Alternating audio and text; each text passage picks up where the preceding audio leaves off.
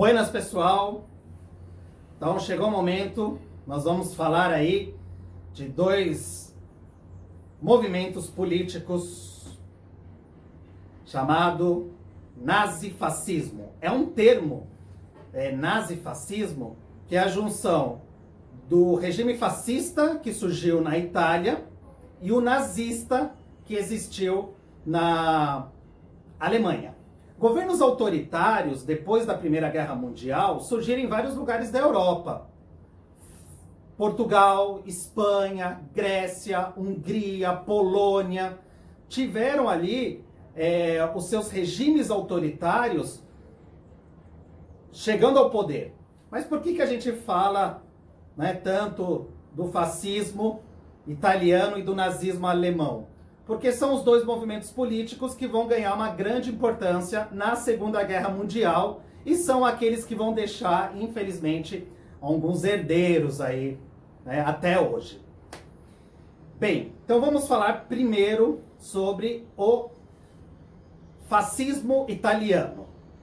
Bem, quando termina a Primeira Guerra Mundial, a Itália ela sai destroçada da Primeira Guerra Mundial. Numa crise enorme, grandes dívidas para banqueiros, mais de 600 mil soldados, 600 mil pessoas mortas. Então, assim, a Itália sai destroçada. Como já tinha acontecido a Revolução da Rússia em 1917, ou seja, um ano antes do fim da Primeira Guerra Mundial, os socialistas estavam ali muito confiantes e com uma proposta bem concreta para a classe trabalhadora. Então o Partido Socialista Italiano, ele organizava muitas greves, certo? Reivindicação contra os patrões. Em algumas fábricas, inclusive, os patrões tentavam sair e falar assim, se vocês fizerem greve, acabou, não vai ter mais fábrica. O que os trabalhadores faziam? Eles tomavam o comando das fábricas. Então, isso para a classe trabalhadora, o socialismo, o comunismo, ela tinha sido vitoriosa lá na Rússia, então era interessante. Por que eu estou comentando isso? Porque tanto o fascismo como o nazismo na Alemanha são, de certa forma, dois movimentos autoritários em resposta a esse movimento socialista, da classe trabalhadora. A gente vai ver daqui a pouquinho. Bem, como havia crise, havia fome, desemprego, então muitas pessoas, muitos esfomeados, acabavam fazendo saques a lojinhas, a mercados.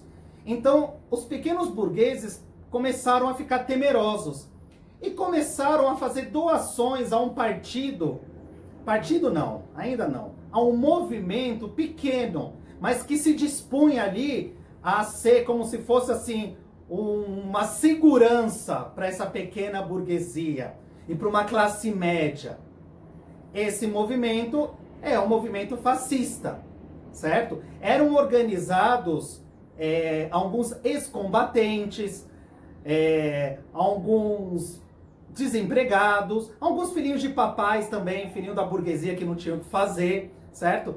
Pegavam ali em armas ou se juntavam através com paus, pedras, o que tivesse ali, sempre numa ação violenta, primeiro com a justificativa de estar protegendo os comércios, de proteger os bairros, a população, certo? Só que depois isso começou a se estender porque eles começaram a agredir sindicalistas, agredir a classe trabalhadora organizada, aquela que começou a olhar com desconfiança, você ter um grupo armado, mesmo que fosse com paus, mas um grupo que estava ali, de alguma forma, exercendo uma violência.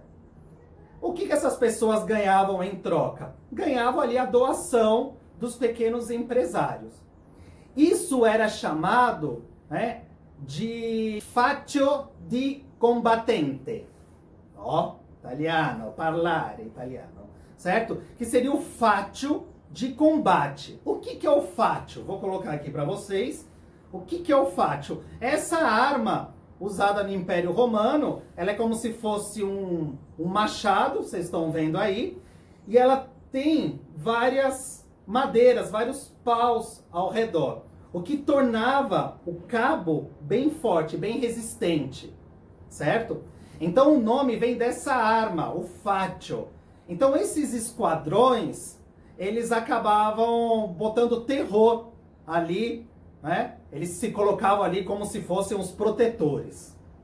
Bem, em 1922, então estamos falando aí 1918, 19, 20, 21, 22, já há mais de 50 mil pessoas envolvidas nesses esquadrões, nesses faccios de combate, né? E eles fazem uma marcha até Roma, certo? Até a capital. Qual era a exigência? A exigência é que o seu líder, Benito Mussolini, se tornasse primeiro-ministro da Itália, certo? A Itália vivia um regime parlamentarista, então tinha ali um presidente, mas também tinha o primeiro-ministro. Então eles queriam que o Benito Mussolini fosse o primeiro-ministro italiano. A burguesia, temerosa de uma ascensão socialista, de uma revolução igual aconteceu na Rússia, acabou apoiando a chegada do Mussolini ao poder. Só que assim que ele chega, assim que ele é colocado ao poder, em 1922, um ano depois, em 1923, esses esquadrões, que também eram conhecidos como camisas negras, já exercem uma força paramilitar.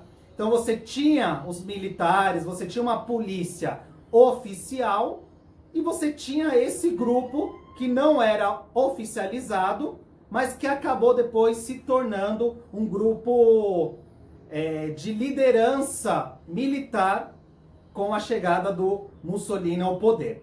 Bem, assim que ele chega ao poder, ele cria censura, ele proíbe, em 1926, todos os partidos políticos, começa a fraude em eleições, algumas eleições as urnas são roubadas, deputados que foram denunciar, teve um deputado em 1926 que foi fazer uma denúncia desse tipo de prática fascista, foi morto, foi assassinado, muitos socialistas, comunistas presos, então começa toda uma perseguição, certo? Qual era o único poder que existia ali que poderia conter o fascismo? A Igreja Católica. Mas o Mussolini, apesar de ter uma desconfiança com a Igreja Católica, apesar dele não ser religioso, ele faz uma negociação com o Papa, com o Pio XI, e ele concede à Igreja Católica o Estado do Vaticano, um território, né? Isso foi chamado do Tratado de Latrão, em que a Igreja Católica reconhecia o Estado italiano fascista e o Estado fascista reconhecia o Estado católico do Vaticano. Então aí Mussolini está no poder, certo? E qual que era o ideal principal? Como que ele conseguia atrair? Que ele ia levar a Itália a ser um novo império, igual a Itália foi o Império Romano, certo? E a Alemanha? Então vamos falar agora da Alemanha.